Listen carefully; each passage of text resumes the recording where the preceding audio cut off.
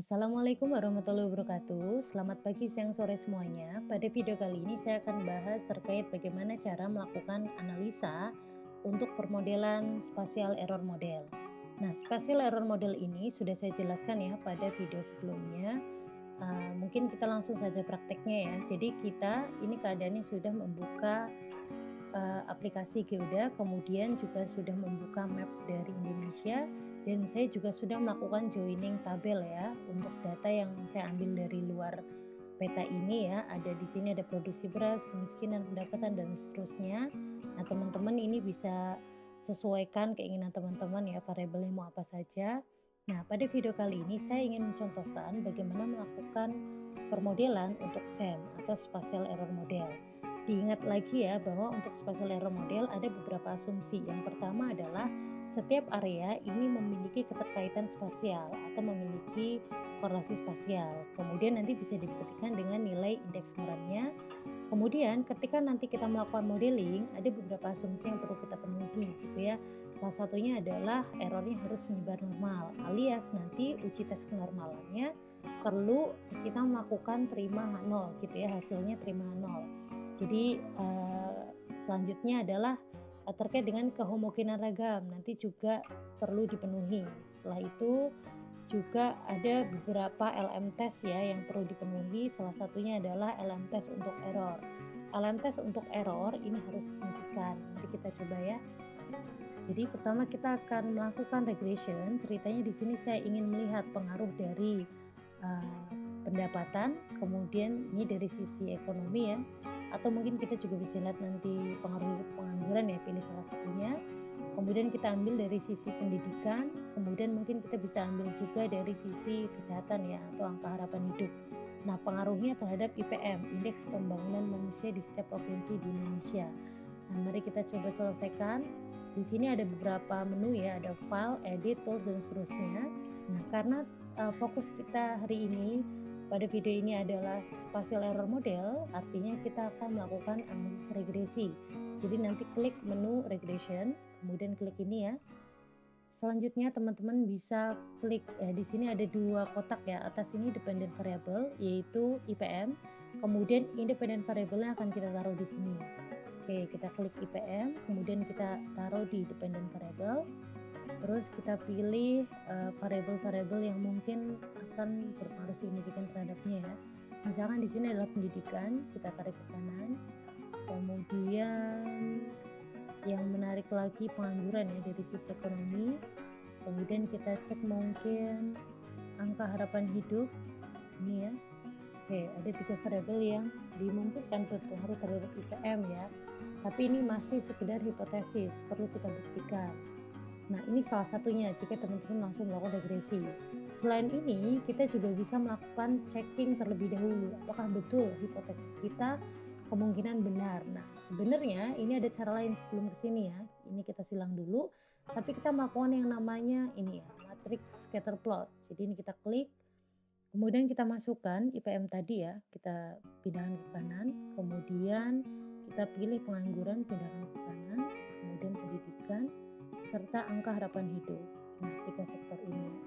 Kita cek di sini apakah asumsi atau hipotesis kita betul atau tidak gitu ya. Kita cek bahwa IPM ini punya korelasi yang cukup kuat dengan angka harapan hidup. Pendidikan juga, pengangguran juga. Oke, dengan gambaran seperti ini kita punya argumen kuat bahwa kemungkinan ketiga sektor ini sangat berpengaruh terhadap IPM gitu ya. Ketiga variabel ini sangat berpengaruh terhadap IPM. Nah, nanti kita coba. Oke, ini kita minimize dulu. Kita masuk ke regression tadi ya. Kemudian kita pilih IPM. Kita pilih pendidikan. Kemudian pengangguran. Kita pilih harapan hidup. Oke, gini ya. Kemudian kita perlu buat weight file ya.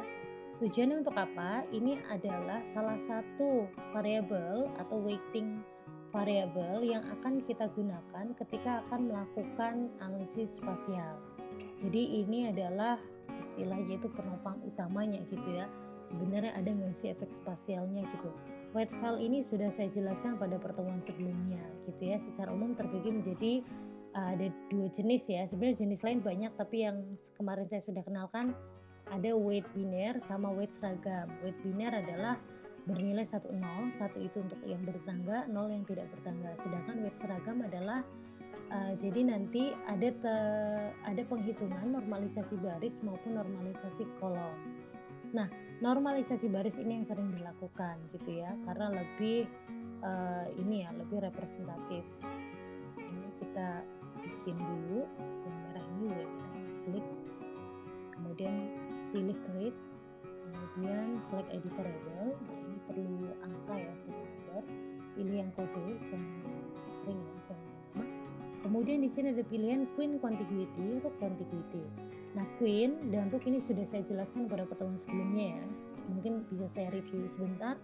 Queen ini adalah ketika kita menganggap bahwa siapapun daerah di tetangga kita, baik kita ada di pojokan ya, alias berhimpit sedikit ya, ataupun yang di depan, belakang, kanan, kiri, alias yang berhimpit lebih lebar ya cakupannya, alias area kita dengan area dia itu nempelnya itu cukup banyak gitu ya gitu. Nah, ini queen contiguity. Tapi kalau rook contiguity ini biasanya di pojokan gitu ya, alias area dia dan area kita itu nempelnya sebenarnya hanya sedikit.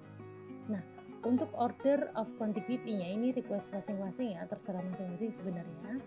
Ini untuk apa? Jadi kalau satu artinya yang kita sebut sebagai tetangga adalah tetangga kita yang benar-benar bersentuhan gitu ya secara geografis.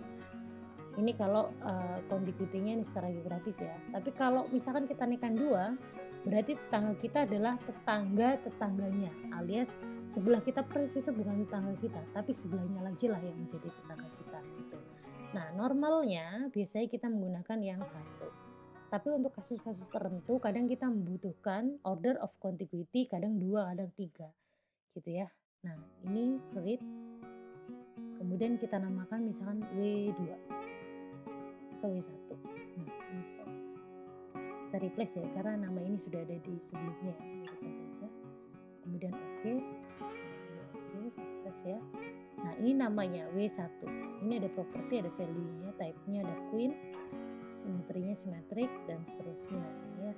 Kalau kita lihat connectivity graph, jadi ini menggambarkan bagaimana hubungan ketertanggaan antar provinsi. Ini garisnya yang dihubungkan ya. Jadi ini misalkan Jawa Tengah ini ya, dia punya tetangga Jawa Barat serta Jawa Timur dan Yogyakarta. Terus misalkan ini ada Kalimantan Timur ya. Kalimantan Timur punya tetangga ada Kalimantan Selatan dan Kalimantan Tengah serta Kalimantan Barat gitu ya, dan seterusnya. Ini saya close dulu, ini saya close juga karena sudah buat ya. Selanjutnya kita close.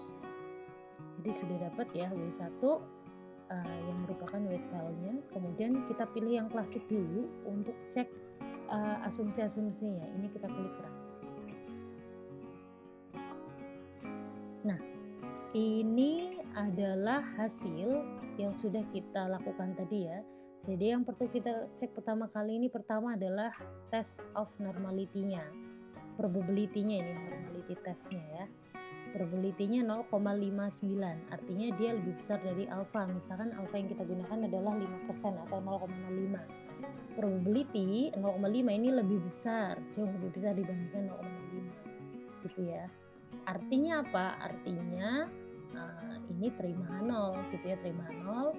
Artinya tes normality-nya ini terpenuhi gitu ya. Jadi datanya mudah normal. Kemudian ada Bayes bagian tes untuk kehomogenen ragam, bisa juga pakai yang ini.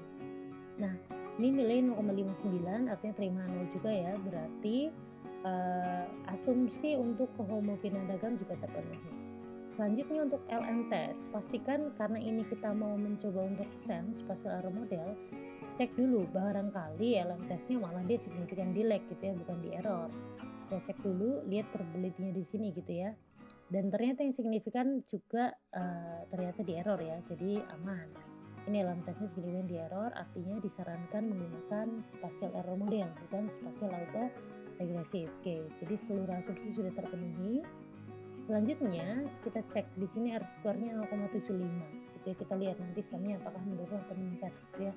Coba bandingkan dulu untuk yang regresi biasa ini ya, regresi bukan biasa.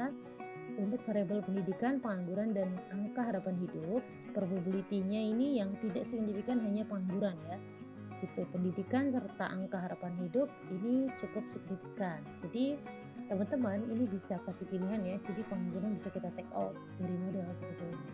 Tapi misalkan teman-teman ragu-ragu ingin tetap masukkan ke berikutnya juga tidak masalah. Biasanya sih nggak signifikan. Kita coba aja ya. Oke, gitu ya. Ini yang klasik kita pindahkan ke spatial error model. Jangan yang lag ya. Kalau lag ini untuk yang SAR, spatial autoregressive. Nah, kita mau membuat yang spatial error model. Ini diklik. Nah, kemudian klik run. Ini kita lihat hasilnya ya. R square-nya jadi 80,9%, meningkat sekitar 5-6% ya. Jadi lebih baik.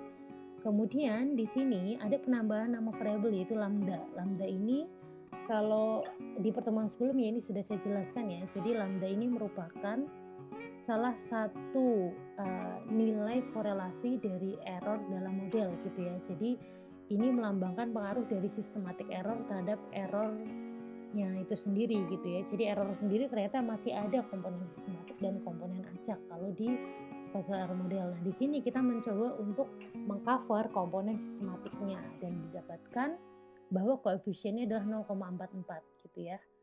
Nah, ini artinya positif koefisiennya ya. Nah, di sini yang signifikan hanya pendidikan kalau alfa 5% ya dan angka harapan hidup.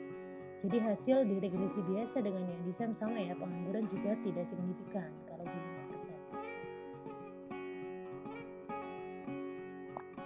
C. Selanjutnya teman-teman bisa lihat di sini ya likelihood test rasionya dan seterusnya gitu ya. Nah, selanjutnya ini kita coba buat persamaannya. Berarti kan Y-nya ini adalah IPM ya, Y-nya IPM. Kemudian nanti teman-teman bikin ini adalah beta 0-nya, konstannya ya. Terus ini adalah X1-nya, pendidikan ya. Ini adalah X2, tapi dia tidak signifikan, jadi bisa di take out nanti. Kemudian ini X3. Nah, kalau misalkan mau di take out dari sekarang juga bisa. Ini tinggal di collect aja. Kemudian kita take out yang pengangguran. Jadi tinggal pendidikan dan angka harapan hidup. Kita lihat apakah R square-nya lebih baik atau enggak. Ini kita klik run lagi. Nah, turun sekitar 1,9%-an gitu ya. Ya, jadi nggak terlalu turun signifikan ya. Tapi kan kita memiliki variabel yang semua signifikan. Jadi masih oke lah ya, lambdanya juga masih signifikan ya. Gitu. Jadi nanti modelnya adalah ini Y-nya sama dengan Y0-nya adalah 7,4 ini ya. Kemudian B1-nya, beta 1-nya 1,5, beta 2-nya 0,7. Kemudian ditambah dengan betanya si error yaitu 0,37 gitu ya. Ditambah efek sistematik error ditambah dengan error sebenarnya. Gitu ya. Kurang lebih seperti itu. Mungkin semoga video kali ini bermanfaat ya. Semoga teman-teman juga bisa mengaplikasikannya. Terima kasih, sekian dulu. Wassalamualaikum warahmatullahi wabarakatuh. Jangan lupa like, share, dan subscribe ya.